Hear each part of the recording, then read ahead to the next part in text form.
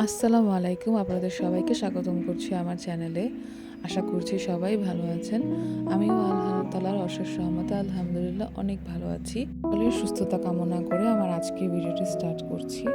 তবে ভিডিওটি স্টার্ট করার আগে সবাইকে হার্ডলি রিকোয়েস্ট করব, যারা আমার এই ভিডিওটি দেখছেন তারা প্লিজ ভিডিওটি স্কিপ করবেন না বা টেনে দেখবেন না, সম্পূর্ণ ভিডিওটি দেখার চেষ্টা করবেন। আশা করছি আপনাদের কাছে আমার অন্যান্য ভিডিওর মতো আজকের এই ভিডিওটি একটু হলেও ভালো লাগবে। যদি ভালো লেগে থাকে তাহলে অবশ্যই একটি লাইক দিয়ে ভিডিওটি কন্টিনিউ করবেন। যদি আপনি আমার চ্যানেলে নতুন হয়ে থাকে তাহলে অবশ্যই আমার চ্যানেলটি সাবস্ক্রাইব করে বেল বাটনটি অন করে দিবেন। এতে করে আমি ভিডিও ছাড়া মাত্রই আপনি আমার ভিডিওগুলি দেখতে পারবেন। সকালে ঘুম থেকে উঠেই আমার নিত্যদিনের কাজই হচ্ছে তাড়াতাড়ি করে নাস্তাটা বানিয়ে ফেলা, কারণ আমার শ্বশুর নাস্তা খাবে। আর যেহেতু তার ডায়াবেটিস, তো ডায়াবেটিসের মানুষের একটু টাইম মতো খাবার খেতে হয় মেনটেন করে। তো আমি খুব দ্রুত আমার সকালের নাস্তাটা তৈরি করছিলাম। তাছাড়া আজকে ছিল শনিবার। শনিবারে আমার শ্বশুর সাপ্তাহিক বাজার করার জন্য বাজারে গিয়ে থাকেন। তো আজকে উনি বাজারে চলে গিয়েছে সকাল সকাল, আর আমি নাস্তা বানাচ্ছিলাম কারণ সে এসে নাস্তাটা খাবে তাই।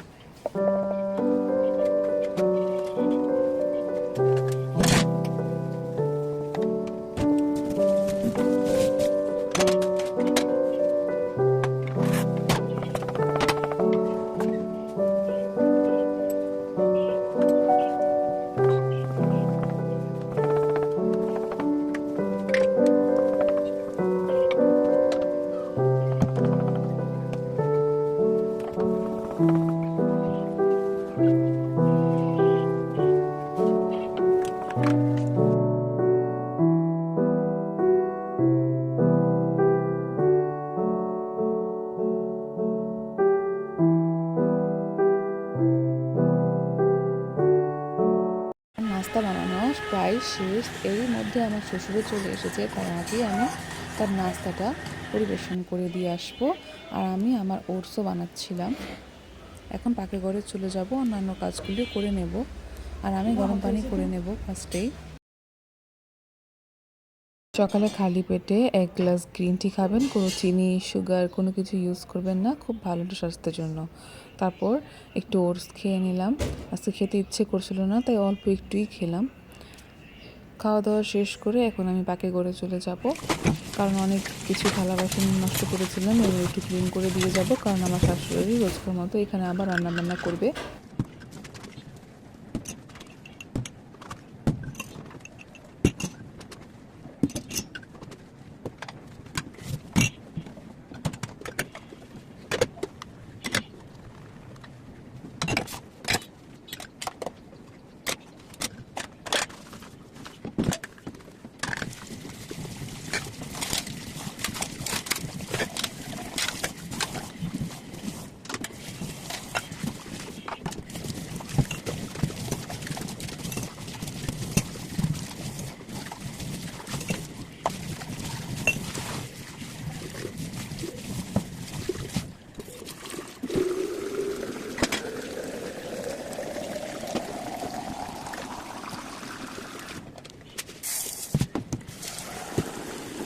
তারপর এদিকে আমার শাশুড়ি আম্মু এখানে বাজারগুলো খুলে নিচ্ছিলেন, কারণ বাজারগুলো অনেকক্ষণ হয়েছে আর এতক্ষণ পলিথিনে রাখলে সবজিগুলো নষ্ট হয়ে যায়, সতেজ থাকে না, তাই আমরা এগুলো বের করে রাখছিলাম।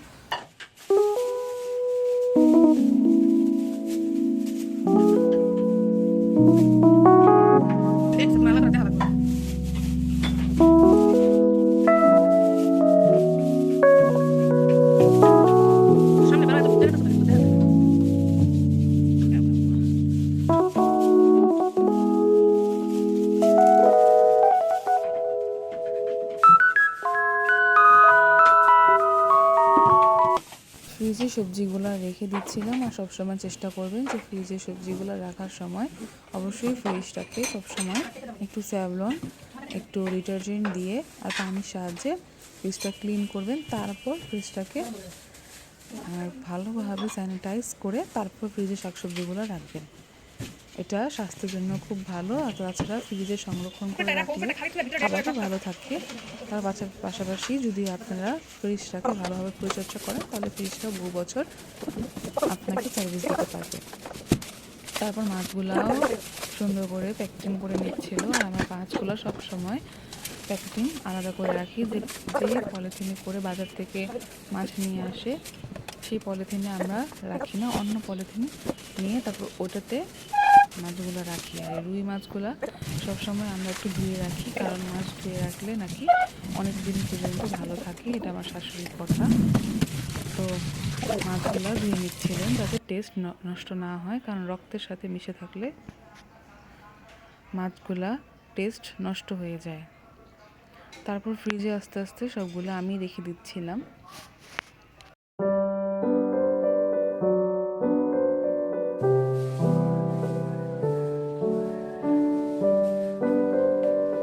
তার গোছানোর কাজ শেষ, এখন আমি ফ্রিজ অফ করে দিই।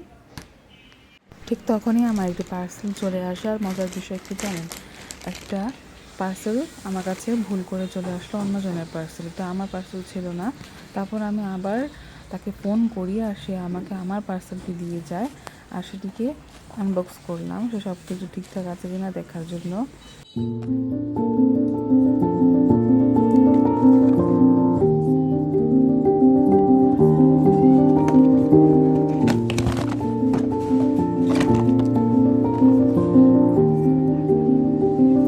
এটা হচ্ছে সোপ আর লেমন বিট, যেটা আমি ফার্স্ট টাইম ইউজ করছি। আর তারপর একটু কাছে পানি দেবো। এই পানিটা আপনাদের কাছে ঘোলাটে মনে হচ্ছে, কিন্তু এটা ময়নের পানি না, এটা হচ্ছে সাধারণত ডালের পানি। মশারির ডালটা ভিজিয়ে রেখেছিলাম, সেটা ধোয়ার সময় যে পানিটা ছিল ওটা আলাদা করে রেখেছিলাম। আপনারাও চেষ্টা করবেন একটু ডাল ধোয়া পানি বা চাল ধোয়া পানি বা পেঁয়াজের রসের পানিটা দেওয়ার। এটা গাছের জন্য একটা সার তৈরি করে, গাছগুলোকেও রাখে অনেক সতেজ টাটকা।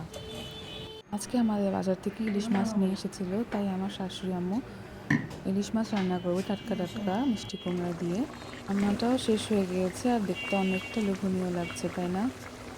একটু ক্লিপ নিয়ে নিলাম আর এখন আমি রুমে চলে যাব। গিয়ে ভাবলাম সবসময় তো আপনাদের সাথে শেয়ার করি যে ঘর কীভাবে পরিচ্ছন্ন রাখতে হয়, কিন্তু আজকে একটু সেলফ কেয়ার করা যাক, আর ওটাই আপনাদের সাথে শেয়ার করছি। এখানে আমি একটু বেসন, মধু আর টক দই নিয়েছি। এটা একটা ফেস প্যাক, যেটা ফেসের জন্য অনেক ভালো। তারপর আমি অফ ক্যামেরায় ফেস প্যাকটা ইউজ করে গোসল করে খাওয়া দাওয়া করে একটু রেস্টও নিয়ে নিয়েছি। বিকেলের দিকে আবার ভিডিওটা করা স্টার্ট করেছিলাম।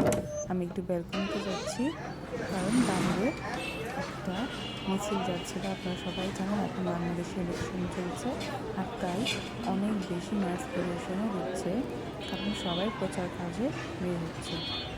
তারপর একটু দেখে একটু ভিডিও নিয়ে নিলাম। আর অনেক বোরিং লাগছিল, কারণ বাসায় কেউই ছিল না। আমার শাশুড়ি একটু বাইরে গিয়েছিল, আমি আর আমার ননদই বাসায় ছিলাম। আমার ননদ একটু ব্যস্ত ছিল তার কাজে, তাই আমি চলে গেলাম একে একে ছাদে একটু ঘোরাঘুরি করবো, হাঁটাহাঁটি করার জন্য, কারণ ঘরে একা একা ভালো লাগে না।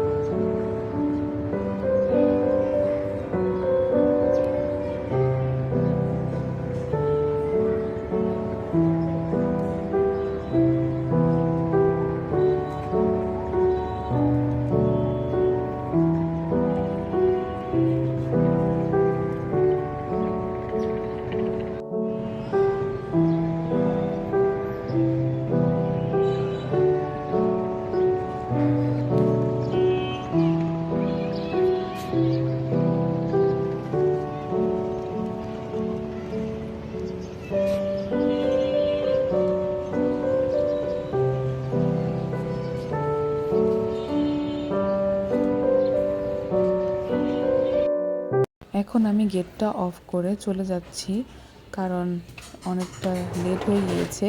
একটু পরে আজান দেবে মাগরিবের।